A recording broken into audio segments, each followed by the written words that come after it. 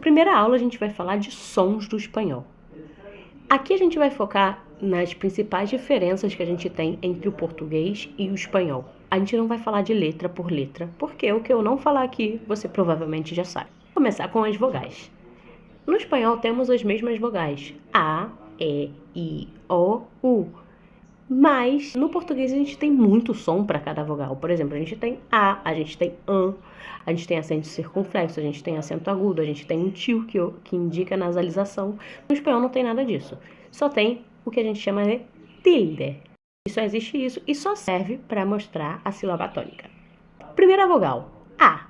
A sempre é aberto, nunca vai ser nunca vai ter outro som, sempre aberto. Até se ele tiver acompanhado de N ou M. Não existe som nasal no espanhol. Então a gente vai ter canto, canto. E palavras como banco, sandia. Depois a gente tem lá E e lá O, que sempre vai ser fechado. Não existe E e nem O. Então a gente tem palavras como bote, bem fechado mesmo, bote, e café. Café.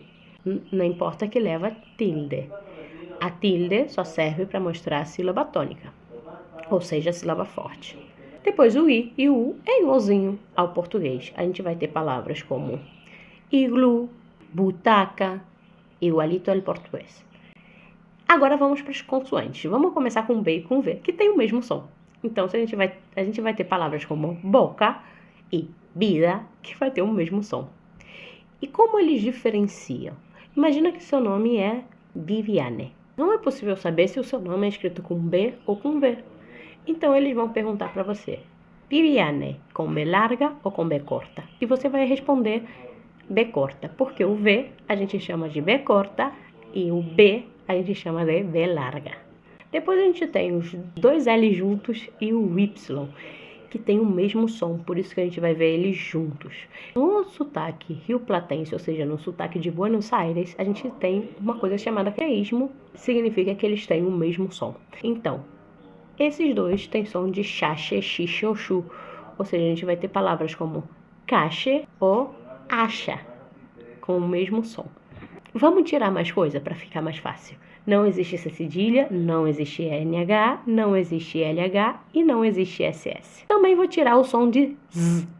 Não existe o som de Z em espanhol. O S e o Z têm o mesmo som, que é de sapato. E sapato se escreve com Z. Sapato. Já vi muito brasileiro falar nos outros. Não existe som de Z, é nosotros. E caça com som de S também. Então a gente vai ter palavras como sal, sapato, zapacho, sandia. O R, o temido R não. R tem som forte no início das palavras, ratón.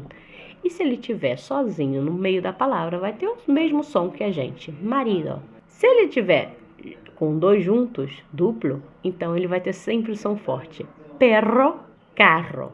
Uma coisa que é importante dizer é que o R nunca sai da garganta. Então, a gente não vai ter Argentina. Tá errado. O R, ele é feito com a língua. Então, a gente vai ter Argentina. Argentina, hermana. Nunca com a garganta. O L, se tiver depois da vogal, é diferente. E a língua vai lá no céu da boca. Então, vai ficar assim, alto, cárcel. E o L, quando tá antes da vogal, tem o mesmo som que o português. J tem o som do nosso R, só que com um pouquinho mais de ar, como jamón, jamás. E o G, se tiver com E e com I, tem o mesmo som. Gente, gigante. Agora, se o G tiver com A, com O ou com U, tem o mesmo som que o português. Gato, por exemplo. CH tem o som do nosso tchau. Chico, chimenea. N com tiozinho. Não é um N com tiozinho. É a letra N, que tem som do nosso NH, ou seja, ninho, muñeca, X, tem som de xi. Nosso X no português tem um montão de som, só que no espanhol é só xi, como táxi. Então a gente vai ter palavras como exquisito, examen, sempre xi. Terminamos aqui nossa primeira aula e amanhã a gente se vê com cumprimentos em espanhol e já vamos começar a formar as primeiras frases.